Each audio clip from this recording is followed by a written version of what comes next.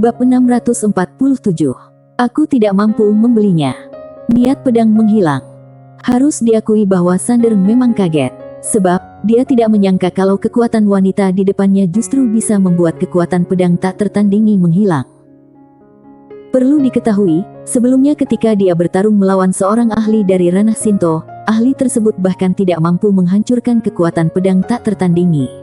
Namun, wanita di depannya dengan mudah membuat niat pedangnya itu lenyap. Pada saat ini, wanita itu segera melepaskan tangannya. Dia menatap Sander dengan nada meminta maaf. Sander menahan keterkejutan di hatinya dan bertanya dengan penasaran, kekuatan apa yang kamu miliki? Wanita itu menggelengkan kepalanya. Aku tidak tahu. Sander mengerutkan kening. Wanita itu menoleh untuk melihat lautan luas di kejauhan. Matanya perlahan menjadi kosong. Tidak ada ingatan, tidak ada apa-apa. Hal ini membuatnya merasa hidup tidak ada artinya. Saat ini, Sander tiba-tiba berkata, jangan terlalu banyak berpikir. Ingatanmu pasti telah disegel oleh suatu kekuatan khusus. Jika saatnya tiba, aku akan membawamu menemui orang yang melindungimu. Dia seharusnya tahu asal-usulmu. Selama mengetahui asal-usulmu, seharusnya tidak sulit untuk memulihkan ingatanmu. Wanita itu sedikit mengangguk. Ya. Sander melirik wanita itu, lalu berbalik dan pergi. Wanita itu menatap lengannya. Di lengannya, tanda misterius itu memancarkan cahaya keemasan yang samar. Sander tidak meninggalkan pagoda kecilnya. Saat ini, dia harus menunggu Maya mencapai terobosan. Menghadapi para makhluk dewa, dia tidak bisa sembrono. Beberapa makhluk dewa itu ada di ranah Shinto. Dia masih belum tahu seberapa besar keilahian yang telah dicapai pihak lain. Jadi, dia tidak berani gegabah atau meremehkan musuh.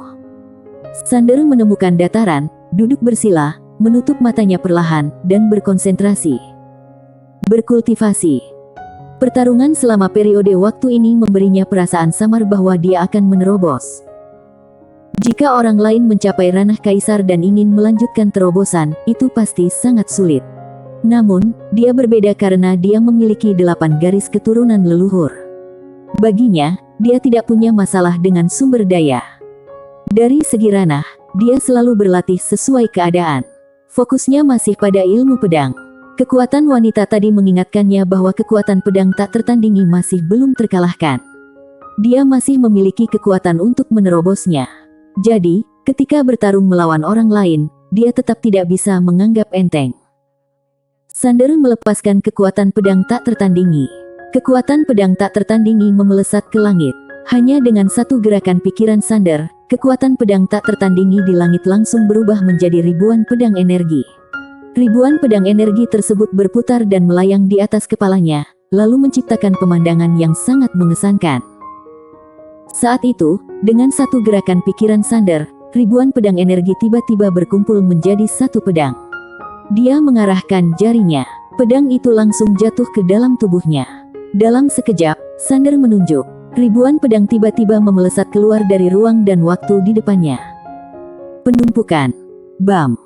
Dalam sekejap, seluruh dunia pagoda kecil bergetar hebat, seperti gempa bumi. Berhubung dunia di pagoda kecil pernah diberkahi oleh Destri, kekuatannya saat ini tidak dapat merusak ruang dan waktu di dalamnya. Pada saat ini, sebuah suara tiba-tiba datang dari samping.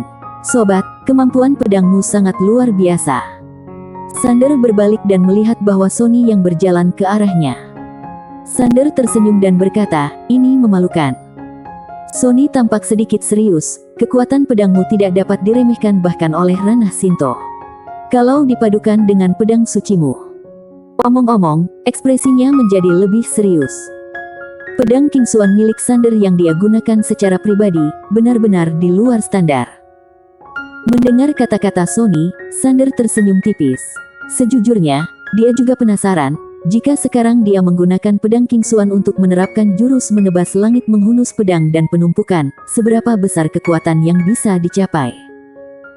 Saat ini, Sony tiba-tiba berucap, sobat, pedangmu ini dapat membunuh banyak orang secara tiba-tiba. Sander memandang Sony. Sony berkata dengan suara yang dalam, kalau kamu mengeluarkan pedang ini pada saat-saat krusial dan tiba-tiba menyerang dengan satu ayunan, banyak orang yang tidak siap bisa langsung terbunuh oleh seranganmu. Sander mengangguk sedikit. Aku mengerti. Sony melirik Sander. Dia menjadi makin penasaran dengan identitas Sander.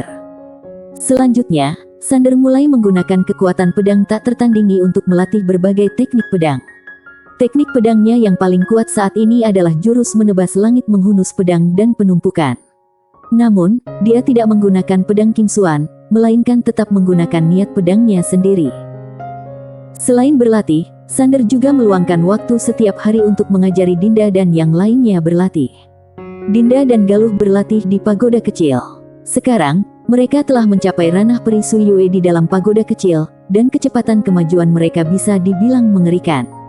Selain itu, kemampuan Dinda dalam ilmu pedang juga berkembang pesat. Kini, dia sudah mampu menggandakan lebih dari 300 ayunan jurus menebas langit menghunus pedang. Dapat dikatakan bahwa Sander sangat mementingkan Dinda, Galuh, dan anak-anak itu. Dia mengajar mereka semua secara pribadi. Namun, dia masih bersiap untuk mengirim mereka ke Akademi Guanxuan. Bagaimanapun, dia tidak punya banyak waktu. Selain itu, dia punya terlalu banyak musuh. Mengikutinya terlalu bahaya. Di atas gunung, Sander melihat ke langit. Di langit, Dinda sedang menghunus pedang. Langit penuh dengan cahaya pedang. Kecepatannya sangat dahsyat. Selain Sander, Galuh dan yang lainnya semuanya menunjukkan tatapan iri. Terbang dengan pedang sungguh keren. Saat ini, Galuh tiba-tiba berkata, "Guru, bisakah aku juga belajar pedang?" Anak-anak yang lain juga melihat ke arah Sander. Mereka sebenarnya ingin belajar ilmu pedang karena kultivator pedang tidak hanya keren, tetapi juga sangat jago bertarung. Setiap kali mereka berlatih dengan Dinda, mereka selalu kalah telak. Mendengar perkataan Galuh, Sander tersenyum dan berkata, "Kamu ingin belajar ilmu pedang?" Galuh mengangguk, "Ya." Sander menatap anak-anak itu lagi. "Kalian juga ingin belajar ilmu pedang?" Semua orang mengangguk. Sander terkekeh dan berkata, "Kalau begitu, tahukah kalian, belajar pedang itu sangat sulit." Dapat dikatakan bahwa di antara profesi-profesi besar, kultivator pedang dan kultivator fisik adalah yang paling sulit. Tentu saja, dibandingkan dengan kultivator pedang, kultivator fisik masih lebih sulit. Terlebih lagi, makin jauh seseorang melangkah, makin sulit jadinya. Namun, jika kultivasinya berhasil, kekuatan tempurnya akan sangat menakutkan, tidak kalah dengan para kultivator pedang. Mendengar perkataan Sander, Galuh dengan cepat berkata, "Aku tidak takut kerja keras." Ketika anak-anak lain mendengar hal ini, mereka segera menyatakan bahwa mereka tidak takut kesulitan. Sander tersenyum dan berkata, "Kalau begitu, biarkan Dinda mengajari kalian." Setelah mendengar kata-kata Sander, ekspresi Galuh dan yang lainnya langsung membeku. "Biarkan Dinda mengajar." Setelah mendengar itu, semua anak langsung menggelengkan kepala. Itu menunjukkan bahwa mereka tidak mau belajar dari Dinda. Mereka menganggap Dinda sebagai wanita yang keras kepala dan khawatir kalau belajar darinya.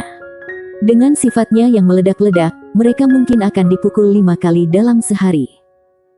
Pada saat ini, Dinda tiba-tiba berubah menjadi cahaya pedang dan jatuh di depan Sander dan yang lainnya. Dinda melirik Galuh dan yang lainnya, lalu bertanya, "Bagaimana?" Sander tersenyum dan berkata, "Mereka ingin belajar ilmu pedang, kamu bisa mengajari mereka mulai sekarang." Mata Dinda tiba-tiba berbinar. "Oke." Galuh segera menggelengkan kepalanya. "Tidak, aku tidak ingin belajar ilmu pedang." Anak-anak lain juga menggelengkan kepala dengan cepat, menandakan bahwa mereka tidak ingin belajar pedang. Mereka ingin belajar dari Sander, tetapi tidak dari Dinda. Mendengar perkataan Galuh dan yang lainnya, Sander hanya menggelengkan kepala sambil tersenyum. Dia menyadari bahwa alasan mereka ingin belajar pedang hanyalah karena merasa keren. Namun, ini membuatnya paham bahwa dia harus segera mengirim mereka ke Akademi Guanxuan, karena di sana ada lebih banyak guru yang bisa mengajarkan mereka dengan lebih baik. Saat ini, Dinda tiba-tiba berkata, "Lain kali kalau mau bertengkar, kamu bisa mengajakku." Sander memandang Dinda. Dinda berkata dengan serius, "Aku bisa membantumu bertarung sekarang." "Bertarung?" Sander berkata dengan lembut, "Kita benar-benar harus bertarung." Selama waktu ini, Dinda telah berlatih sendirian di pagoda kecil dan hampir tidak melakukan latihan tempur.